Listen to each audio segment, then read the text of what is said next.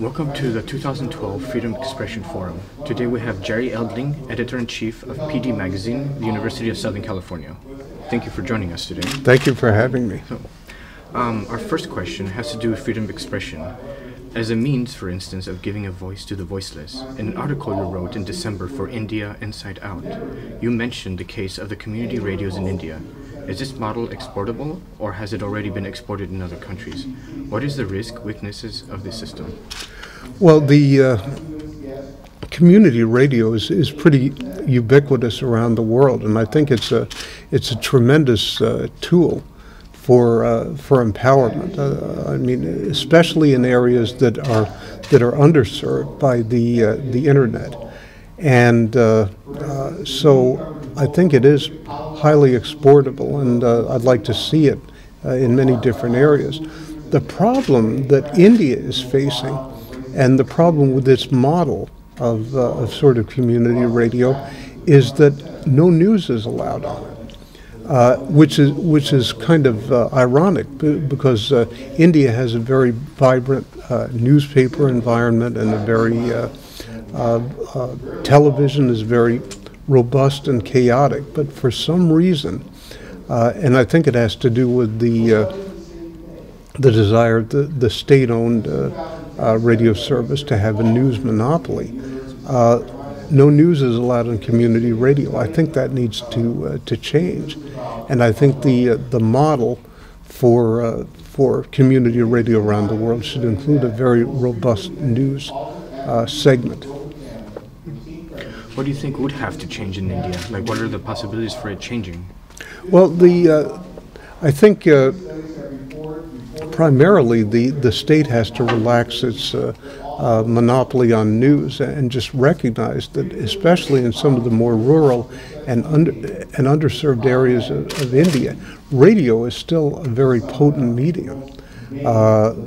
Like I said, in a lot of other areas, there may be more of a diversity. There may be internet media content and television, but in the absolute most rural areas, and some of the areas with the greatest need for news, community radio is the only potential source. So you want to get rid of the licensing restrictions. That's another thing going on in India. Is there are a lot of there are exorbitant fees that radio stations have to pay, and that needs to go as well. So I think mainly you need to remove the restrictions and give people a tool that they can really use to disseminate the news. After the end of the Cold War, recession hit India, and because of that, the Indian state eliminated the license raj, which was a hindrance to economic growth in businesses. Do you think something like that would have to happen again in order for these changes in media to happen? Yeah, possibly. The main thing I've heard, well, there are two things you have to consider in India. One is community radio, which is one entity, and the other is commercial radio. With commercial radio, you have the same problem. For private commercial radio, no news is allowed. So, yeah, I think licensing fees can be kind of an ad hoc block to more media empowerment, and anything that can be done to reconfigure the media environment like that should be done. Okay. In an article written in December 2011 for PD Magazine, Ann Olsen-Schode, President and CEO of the U.S. Center for Citizen Diplomacy, wrote that citizen diplomacy is a way to build a nation of global citizen diplomats. Is the disparity of the standards free speech an obstacle for the free passage of information between people in the frame of citizen diplomacy? I think it depends on where you're talking, what areas you're talking about. One of the main points she made, is in that article is that people in the U.S. should become a nation of global citizen diplomats. One problem in the U.S. is that there are a lot of people, I mean, for all the wealth of opportunities that are available, there are a lot of people who don't travel, who don't learn another language, who don't engage in that sort of people-to-people contact that her organization, the U.S. Center, U.S. Center on Citizen Diplomacy, advocates. So I think what she's driving at is that people in the U.S. and around the world should get involved to a greater extent. And I know her organization is working on sort of creating an umbrella international organization that will empower a lot of different countries around the world, not only the U.S., but people in a lot of different countries to interact. I mean, you know, people just need to act and interact face to face to develop those strong ties that are going to carry us forward into the next century. Continue. No. What do you think is the root cause of this lack of traveling or this lack of wanting to learn a language? Is it really two oceans, or is it something else? It may. Part of it may be the expense. I mean, it does cost a lot of money to go to Europe or to cross the Pacific or whatever. So, whereas it's easier to get into Canada and Mexico. So yeah, I think expense has a lot to do with that. The one thing that I can't understand is the language thing. I mean, yes, I know English is a ubiquitous language of business, but still, to be a global citizen, I think you need to step out of your shell and learn another language. It enables so much in terms of business relationships, in terms of cultural relationships, and I just don't get it. I studied German in high school and loved it. It was probably my favorite subject, and so. You know, Anne and I agree on that point, suggesting learn another language, go to other countries, and not only travel, but go and engage in volunteer opportunities or business-to-business opportunities, whatever comes up, to increase sort of the commerce. They say that now over 50% of the American people are living under the poverty line, give or take. So how can this be a hindrance, and how can it be a bad thing for citizen diplomacy or even in journalism, for example? In terms of the poverty line. Well, yeah. I mean, it affects everything. I mean, the difficulties Americans and people in other parts of the world are going through economically are just putting the kibosh on so many things. Yeah, if you don't have a job, you can't travel. And if you don't have a job, you're not interacting globally. I'm taking a corporate diplomacy course that makes many of those same points. You need to get back to the basics. We need to revive our economy. We need to get more people back to work. And once you get people back to work, then you can do a lot of these other things that, you're right, are just falling by the wayside. So a healthy economy is essential. Is there a role that journalism can play in this? The problem with journalism is that, journalism is, unless you're talking about advocacy journalism, is limited to reporting on what's going on rather than necessarily coming up with the solutions. But yeah, I think there's a role journalism can play in going in depth. What are the root causes of these economic problems? I mean, we're all interconnected now. So what happens in Greece or whatever reverberates on Wall Street.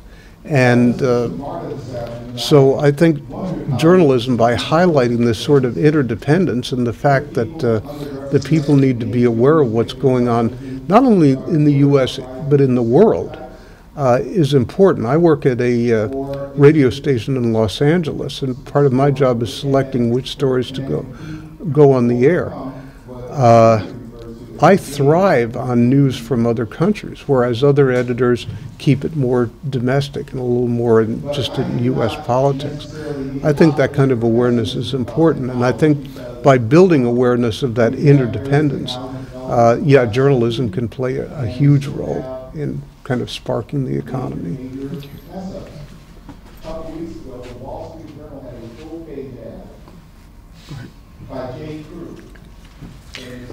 Sorry. Cultural diplomacy is an intercultural mutual understanding at a multidimensional level, private, institutional and citizen. Which do you think is the most effective, considering that the way states and companies transmit these values of culture often only emphasise certain aspects or facets of a culture? What would you say are the stronger and weaker points of this? Of cultural diplomacy? In this particular fashion, yeah.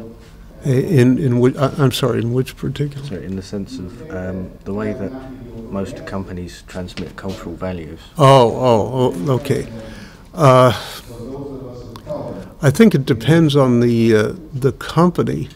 I'm not completely sure as to how a lot of companies transmit cultural values, except to know that companies are becoming more adept at acting globally. They have to be. I mean, going back to this corporate diplomacy course I'm taking, one of the measures of that course is how companies can act globally, and so I think cultural diplomacy fits into that mindset, because to be a good corporate citizen, you have to understand cultural diplomacy. You have to understand how other cultures work.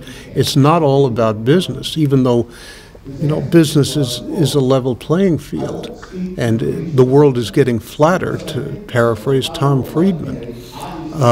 Businesses have to be aware culturally, and that's where I think cultural diplomacy is going to become more and more of a growing field, because companies realize that they have to be aware of other cultures and be sort of cognizant of the whole. And that's a big leap for the United States, because the United States, the business culture is so much of, hi, how are you, let's get down to business, rather than getting to know the other person and getting to know the other person's culture. So I think cultural diplomacy has a big role to play in that. Unfortunately, we ran out of time, but is there anything you'd like to ask us, or anything else you'd like to say? Probably should. I'm trying to think of an excellent question to ask you. Tell me a little about ICD and how it started, and what role you think ICD is going to play in some of these things, like in economics and cultural diplomacy going forward. Where's the niche of ICD?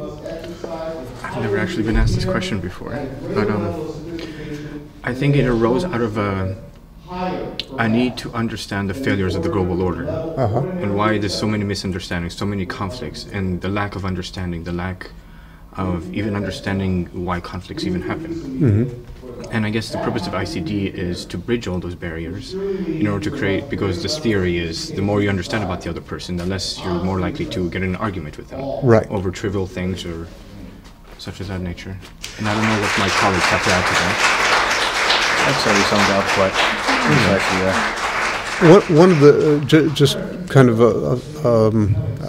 as a coda to that, one of the things I've been taught in public diplomacy is that one of the purposes of public diplomacy, and by extension of cultural diplomacy, is to give countries the benefit of the doubt. If you know, if you've lived in a certain country, if you know its culture, then if two countries get into a dispute over whatever, there's some kind of policy dispute, the whole idea is that people in country A are able to give the benefit of the doubt to country B and say, well, maybe we disagree with that policy, but I've lived there, I know them, and and we can move forward on that. So I think that's a valuable resource. It is.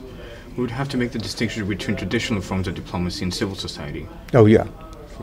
Yeah, definitely. And that's where things like citizen diplomacy, which we were talking about a minute ago, are becoming just so ubiquitous. I mean, I predict a huge rise in citizen diplomacy going forward, and you know, it's nothing that governments have to initiate. Citizens just have to decide this is something we're going to do, and I think this is an area where people can lead and governments can follow.